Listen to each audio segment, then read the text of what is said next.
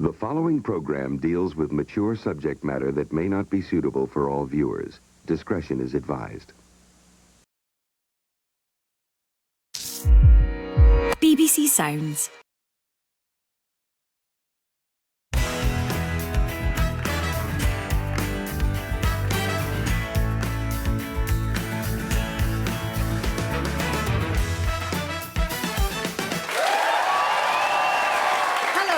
Steph McGovern, and welcome to The Ultimate Choice, the show that confronts celebrities with some seriously dastardly dilemmas. It's a game of would you rather, souped up like never before. And joining me this week are two top comedians. It's Josie and Scott Bennett!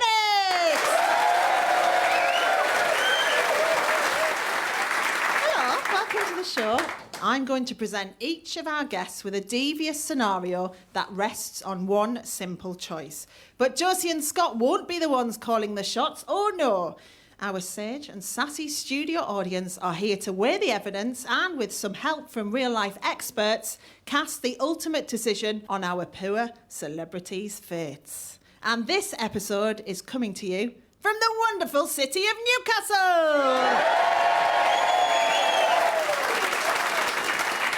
Okay, let's get cracking with round one. Scott, it's your future on the line. You're a manager at a medium-sized accountancy firm in Hereford.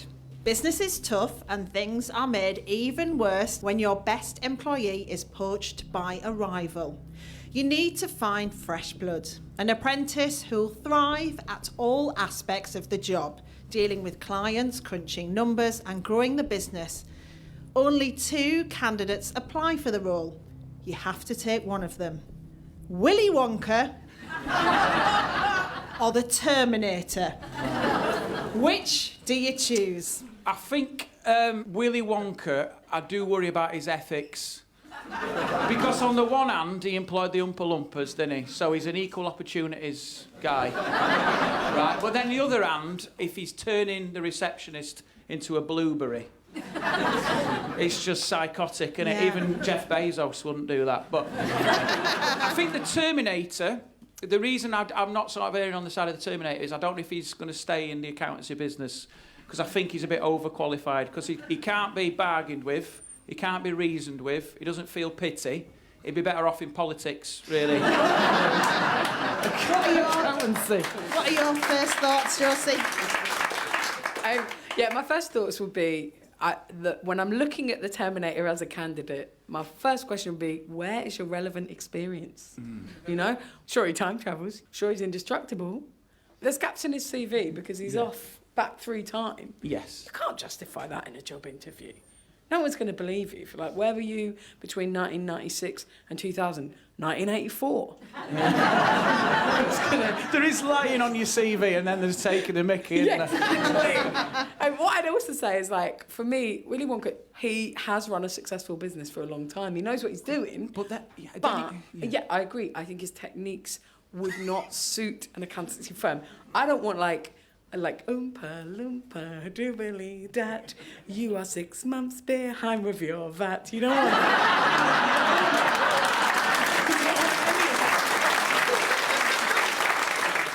I think you said he's good with business, but I do worry about his acumen, that if you actually think about it, he built up that business from scratch, the previous business, and then just gave it away to a child he'd never met. Yeah, well, that shows philanthropy, which is good, and I think he would give accountancy a good reputation, won't he? Possibly. I think as well, though, I've met accountants, and this is like Willy Wonka's thing, was he was going to take you into a world of pure imagination. And let's face it, accountants don't do that, do they? So they think musical ties is pushing the boundaries. He'd also bring treats to work, though. That'd be good, wouldn't it? For your Do you know birthday. what? Yeah. Business, like, this is what I think. I think this man will revolutionise what it is possible to claim as a business expense. Chocolate River, yes, business expense. Elevator that goes to space for no reason, business expense. Do you worry about, like, the Oompa Loompa side of this, though, you know, because I imagine... What, as in what's happened to him? Yeah. They all work in Amazon, don't they, now? He's got him in there, hasn't he? Just, but only, like, low level, doing the low level stuff. going on down ladders all day, you know. Should we talk about Terminator pros then? What are we thinking there? Low maintenance? Low maintenance. Do you know what else I'm thinking? And this might only fly with other people who are self-employed. It is always really stressful because you pay half your tax in advance, and when you're doing your taxes, you're thinking about the previous year. This is a man who loves to travel back and forth through time. This is a man born for accountancy, in that regard. I think it'll be great until you employ someone called Sarah Connor. And also, you might take commands too literally. Like if you say, oh, you know, I want to blow our competitors out with the water. Oh, his little eyes would light up. Finally, something I'm good at. That's the thing, though. It'd be wiping out your clients for something they're going to do in 20 years. 2037, you claim for a ginsters. You are outside the 5-mile radius of your place of work. Should we find out what our audience think on this? Hello. I think Willy Wonka's better because he's just more positive, and you've got to think about not just him, but how he'll fit in with the whole workforce. You know, and I think he'll just, like, brighten up people's days. And obviously he's got the business experience, but, yeah, if Terminator came in the office, I might hide. Although they've said, haven't they, that bringing in sweet treats to work is like passive smoking now. Yeah. Haven't they said it's what leads to obesity? So maybe Willy Wonka's going to kill us all. Yeah. You get diabetes, won't you, sitting next to him all day? Yeah. It's like if you work in an office, when it's your birthday, you've got to bring in cakes. I don't know why that's a thing. But you bring in cakes. And I remember when I worked in an office, someone brought in a fruit platter. And, yeah, look at the tension. They brought in this fruit platter. No one ever spoke to him again. They were taking fivers out the card. Anybody else want to tell us whether they prefer Willy Wonka or the Terminator? I don't know if it's something we should be deciding. It sounds like a perfect thing for Lord Sugar on The Apprentice. I don't know about you, but I would love the chance to see Willy Wonka go head-to-head with Arnold Schwarzenegger on The Apprentice and see what Karen and Claude think. That just sounds amazing to me. I am not fired. You are fired. I can't do it. And then literally be shot. Yeah. Now, just before our audience brings down their gavel, let's hear what an expert has to say. Steve Sully is a regional director for global recruitment organisation Robert Half, and he had this to say. Two very credible candidates. I think Willy has certainly proved his entrepreneurial credentials within the chocolate world. He's had to be constantly creative and coming up with new ideas, so I would definitely consider Willy to be open to learning and developing new skills. If anything, rather, you need to reel Willy in and protect him from himself. So given how much we know about burnout these days, I think we need to ensure that he had work-life harmony. The Terminator is clearly very driven.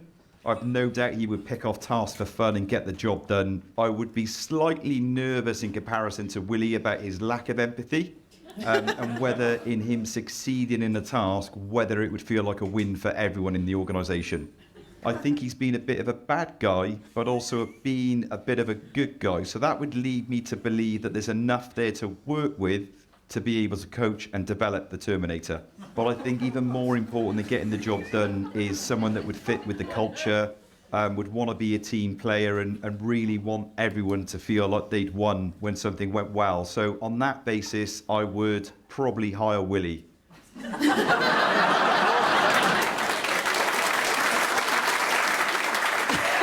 Has he changed your opinion? Well, I don't know. I think we're in a world now where AI is a thing, isn't it? So if we don't work with the machines, then I think they will take us over. So I think it's a preventative thing. It's an olive branch, isn't it? If we employ a Terminator in an accountancy firm, it's a step in the right direction to stop us being taken over by killer robots in the future. I'm going to stop you there and say, as far as I remember the plot of The Terminator, that's the worst thing you could do. Not in Terminator 2, mate. He was chaperone, wasn't he? Oh. Yeah, so it shows you, doesn't it? Show him a bit of humility, he'll be rehabilitated. Willy Wonka murders children, give him a promotion. No.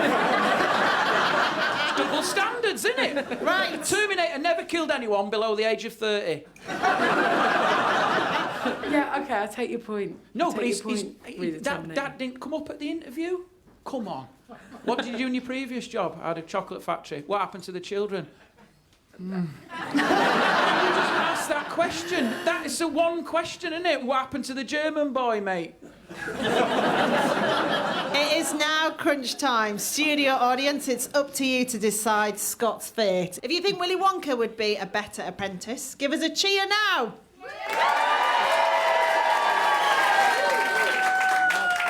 If you think the best way to improve his office is to hire the Terminator, make some noise. I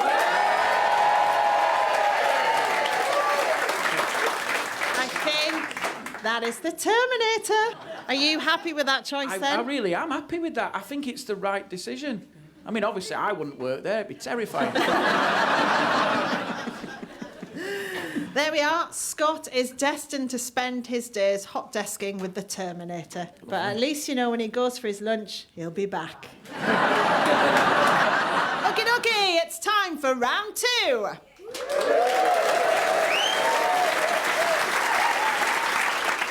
Josie, here's your scenario. You're contacted by a top secret government agency who explain that the world is under imminent threat from an evil supervillain. It turns out you are a unique genetic match for the superhero creation program. You'll be exposed to a radiation-enhanced animal and will take on all of its unique powers and characteristics. The bad news, the boffin's equipment only works on 2 animals. So who are you going to become? Eel Girl or the Incredible Moth? Okay, so does either one of them strike you immediately as being preferable? The first question is the villain a light bulb? Because if so, I've got a very clear stand-ahead winner. Yeah. What are you thinking on this? Well, the eels are covered in mucus, apparently. I've heard this. No, and that is a strength. Do you know what? It doesn't feel like a strength. Have you ever seen a kid in soft play with a runny nose, mate? They may as well have had anthrax in the dungarees. That is a secret weapon, Josie, that is. Mucus. I'm angling towards the eel, mate. I feel as well like the moth, there is one big pro, and that is all the dust. Yeah. You know? Firstly, how glamorous. You've got your own saying built in. Oh, yeah? Eat my dust. Yeah. You won't see me for dust. Like, like you could already feel the mythology, the mothology. How dare you? I think the downside to a moth is it's a lot of shift work, innit? Like night shifts. My dad was always shattered, you know. And then you're not, like you said, you're not going to come alive until someone turns a light on, which in this current climate ain't happening, is it? And also, I don't think they live very long, moths, do they? No. So you wouldn't need a pension. Another advantage. Should we see what our audience think on this as well? Well, I've been to the Amazon before, and I know you can actually get some absolutely gorgeous moths. So you could have a lovely costume, and they can be quite large as well. I think there's some as big as me. But what I would like to say, this is radio, and that woman is only 3 inches tall.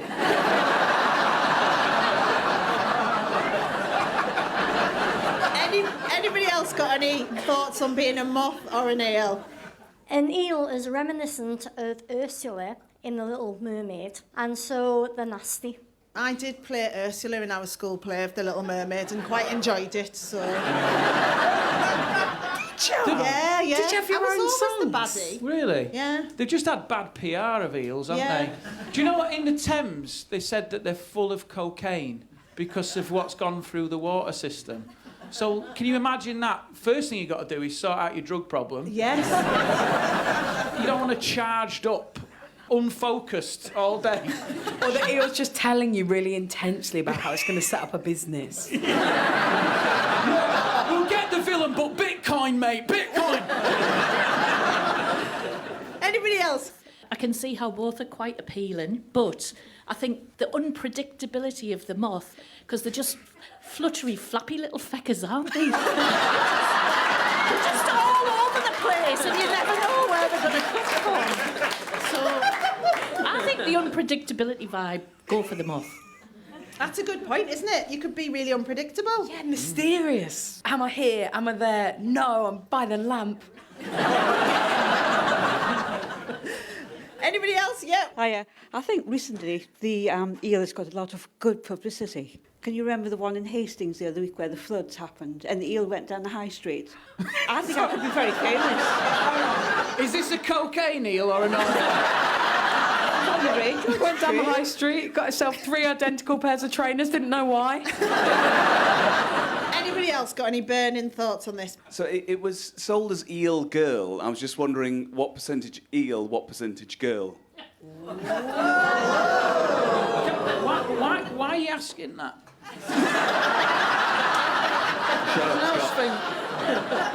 This is where you got the chance to do a reverse mermaid. Yes. Top half eel, bottom half girl. And at this point, I'm going to move things on.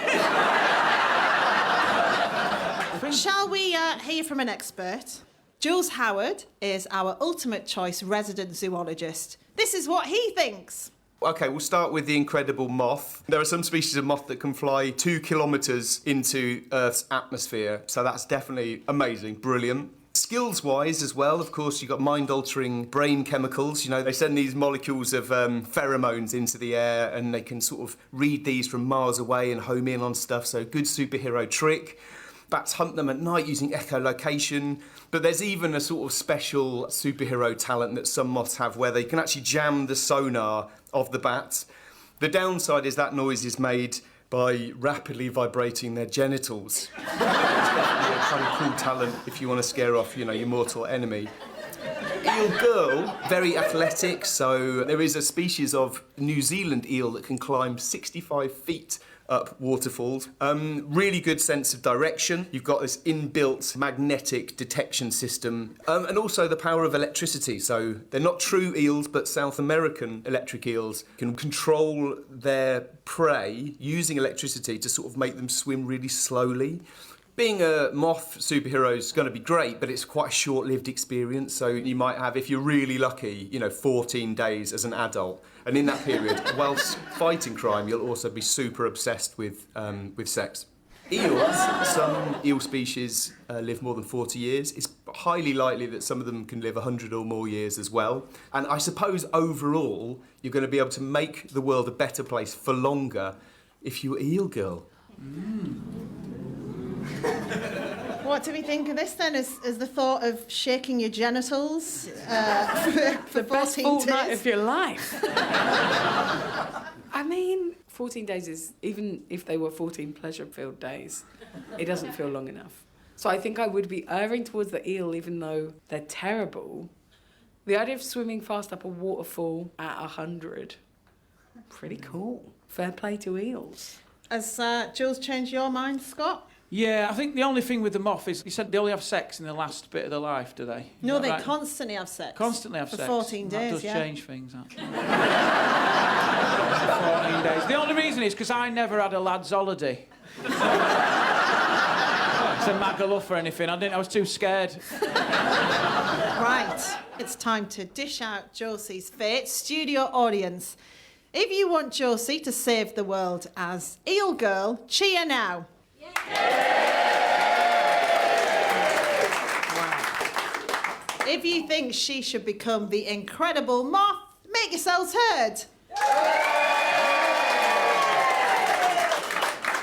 I mean, that sounded the same to me. What if it's rogue? Eel on top, moth on the bottom. We're going Eel Girl. Outcome. Do you know, weirdly I am. I went into this hating eels and I've come out of it with a newfound respect for them. So, Josie is going to become Eel Girl and will soon be battling to save the world from her mortal enemy, the hungry Cockney. And that's the end of round 2! Okay. Now, up to this point, our studio audience have been the ones wearing the trousers, and now else as well, because we are in Newcastle. But for our next Next round, we're handing them over to our panel. Josie and Scott, you're now in command for our audience's destiny. OK, folks, adopt the brace position. Here comes our third scenario. You've just retired. You decide to fulfil a lifelong dream, a month-long luxury cruise around the world. But the day before you're meant to travel, the travel agent calls with bad news. The cruise company's gone bust, leaving you without a holiday or a refund. However, all is not lost. 2 other cruise options are available, offering you that chance to finally see the world. And the vessels in question: an 18th century pirate ship or a Hindu party boat. So you're stuck with a load of pirates or a load of lasses on a Hindu. 2 very different options with one thing in common: STDs. So, Josie and Scott, which vessel will set sail with our audience on board? I mean, for me, this is an absolute no-brainer. One of them is absolute hell, and obviously that's the hen party. For me, the pirate ship, like, we're going to the Caribbean and we're going to find treasure. Like, what a thrill. Where are the downsides? Yeah. For me, hen party, that's my idea of hell, because I'm awkward, I'm bookish. I remember my sister's been married twice. I don't know whether she wants this. But I don't know whether she wants everyone knowing that. First time she got married, she had a hen party, and we went to this nightclub, and I was 19, very awkward, and I was wearing my jeans and trainers, because that's the kind of cool girl I am. And they were like, no jeans, no trainers. I had to go home, back to a hotel, change into some spare clothes belonging to girls half my size, including flip-flops that only went halfway up my feet. And so I'd toddle back and try and get back in. They sound really mean. But it was the bouncers. Oh, it right, wasn't not that. the It wasn't lasses, like... I was going to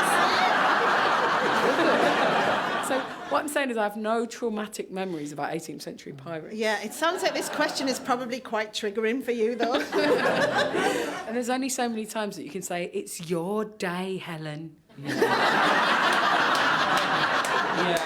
Are you kind of as decisive as that about it? Yeah, I've got some thoughts. I mean, you can reason with a pirate. Can you?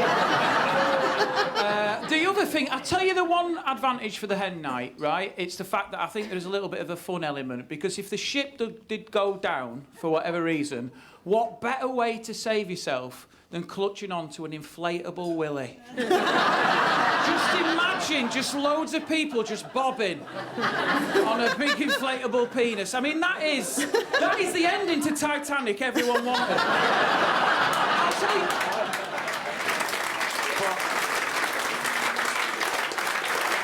I think the 18th century pirate ship would be visually more interesting. But you're on the run from the authorities. Do you know what? It's the 18th century, 1789, French Revolution, bit of fun. I mean, you're going to probably get some type of horrible disease, though, as well, and the food will be awful. You wouldn't get both of those on the Hindu, let's be real. There's going to be rats, rotting wood. Again, these are things I've seen on Hindus. No, but you're not going to be able to sit and enjoy your, like, Jackie Collins book, are you? Because there's going to be, like, loads of murder and theft and everything else going on around you. But do you know what? A lot of the time when people, you know, they've done an exciting job, they retire, and then they often might die quite quickly. Because they're bored. I'm saying it's a phenomenon that if you retire, sometimes people get bored and they don't have it. So what better thing to do in retirement than plunder? Well, you know, sell the seat. Like, you want an exciting retirement. Do you know what the really worrying thing there, though, is? If you're that clientele, so you're retired, you own your own home, right? You've got pensions, you've got savings, they're looking for treasure, you are the treasure. Right, let's see what our audience think on this, then. I think a Geordie audience would love to be on a pirate ship, because it would be alright, man.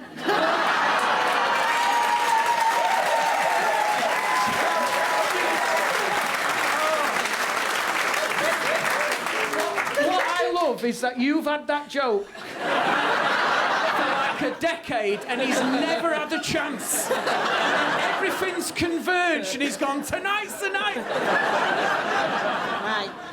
Scott and Josie look to me like they're itching to bring down the gavel and serve judgment, but it would be foolish, of course, to make this decision without the help of an ultimate choice expert, who in this case is cruise director Andy Sanders, who's speaking to us from on board a cruise ship off the coast of Papua New Guinea. Lucky bastard. Here's his view. Both bring their unique challenges. For example, one will be full of drunken, rowdy people looking for a fight, hands everywhere, and the other one manned by pirates. I think the saving grace would be, with the pirates, they drink, get rowdy, and then there's a point where they hit their ceiling, as it were, and tend to calm down, fall into that drunken stupor, and become very, very lovely. However, in my experience, hens don't seem to have that ceiling. They'll drink. Then they may drink a little bit more, and then, hands become very handsy, and no man is off limits, as it were. So if I was in your position and I was forced to make this decision, my leaning would be definitely the pirate ship. Andy's bumped into a few Hindus in his time, hasn't he? Right, it's time for your decision, guys. What are you thinking? Yeah, I would rather walk the plank. Yeah, I'd rather have pirates in that audience, you know.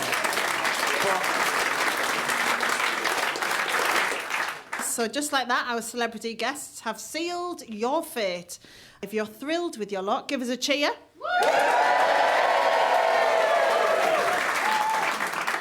If you're absolutely raging, kick off now. Okie dokie, our audience are off to sail the seven seas in an 18th century pirate ship where they could be crossing swords with the most fearsome creatures ever to take to the ocean. Blackbeard, Calico Jack and Jane MacDonald. So that brings us to the end of the show. And where are we now? Josie is Eel Girl and just had a run-in with Octopus about all that electricity she's been using.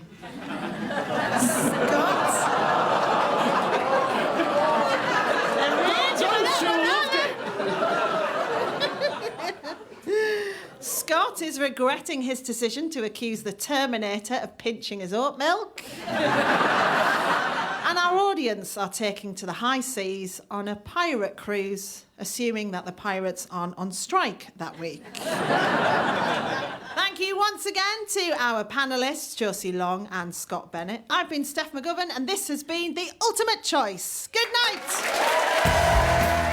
The Ultimate Choice was presented by Steph McGovern with guests Josie Long and Scott Bennett. It was written and devised by John Harvey and Joseph Morpurgo, with additional material from Laura Major. The producer was John Harvey, and it's a naked production for BBC Radio 4.